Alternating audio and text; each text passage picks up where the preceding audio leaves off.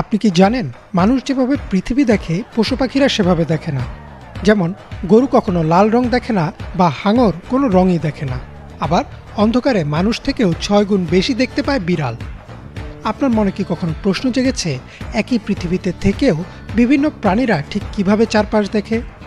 বিজ্ঞান গবেষণা ও লাইফস্টাইল ভিত্তিক জনপ্রিয় ইউটিউব চ্যানেল ব্রাইট সাইডের একটি ভিডিওতে বিষয়টি খুঁটিনাটি তুলে ধরা হয়েছে। চলুন আমরাও কিছুক্ষণের জন্য অন্যান্য প্রাণীদের চোখে দেখে নেই বিশ্বকে।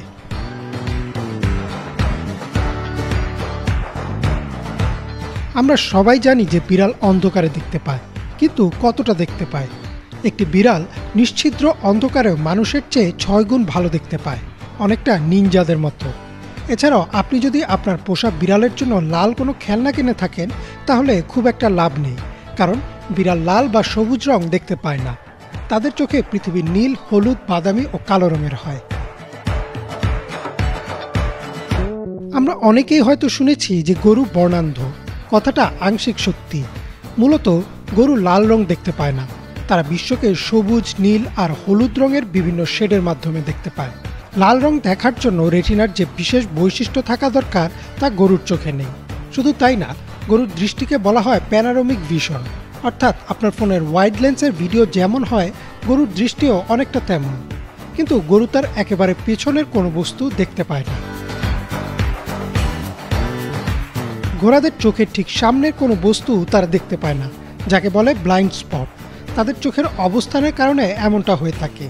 যদি আপনি কোনো ঘোড়ার ঠিক সামনে দাঁড়িয়ে থাকেন, তাহলে আশঙ্কা আছে যে সে আপনার উপর দিয়ে হেঁটে চলে যাবে। এছাড়াও অনেকটা গরুর মতোই ঘোড়াও বর্ণান্ধ। তাদের চোখে বিশ্ব মূলত সবুজ, নীল ও হলুদ রঙের হয়। মাছের চোখের লেন্স মানুষের থেকেও গোলাকার, আর তাই তাদের চোখের দৃষ্টি অনেকটা 360 ডিগ্রি। আর এই কারণে গোপ্রোর মতো অ্যাকশন ক্যামেরার লেন্সগুলোকে বলা হয় ফিশ আই লেন্স। মাছেরা সাধারণত মানুষের মতোই প্রায় সব রং দেখতে পারে। এছাড়াও তাদের চোখে আল্ট্রাভায়োলেট রে বা অতিবেগুনি রশ্মি দেখারও ক্ষমতা থাকে। তবে যেহেতু পানির নিচে আলোর রং খানিকটা ভিন্ন হয়ে থাকে, তাই তাদের লাল রং দেখতে কিছুটা কষ্ট হয়। গভীর পানির মাছেরা অন্ধকারেও বেশ স্পষ্ট দেখতে পায়। অন্যদিকে হাঙর বা শার্ক কোনো রং দেখতে পায় না, তাদের পৃথিবী পুরোটাই সাদা কালো, কিন্তু তারা পানির নিচে সবকিছু অত্যন্ত স্পষ্ট দেখতে পায়। পাখিদের চোখেও অতিবেগুনি রশ্মি দেখার ক্ষমতা রয়েছে। এর কারণে তারা খুব সহজেই স্ত্রী পাখি আর পুরুষ পাখির মধ্যে পার্থক্য করতে পারে। তাছাড়া এই অতিবেগুনি রশ্মি পাখিদের দিক নির্দেশনায়ও কাজে আসে। পাখির চোখের আরেকটি বৈশিষ্ট্য হচ্ছে প্রখর দৃষ্টি। যেমন বাজ পাখি বা ঈগল পাখি 1 মাইল দূর থেকেও খোলা মাঠে থাকা একটি ছোট্ট ইঁদুরকেও দেখতে পায়।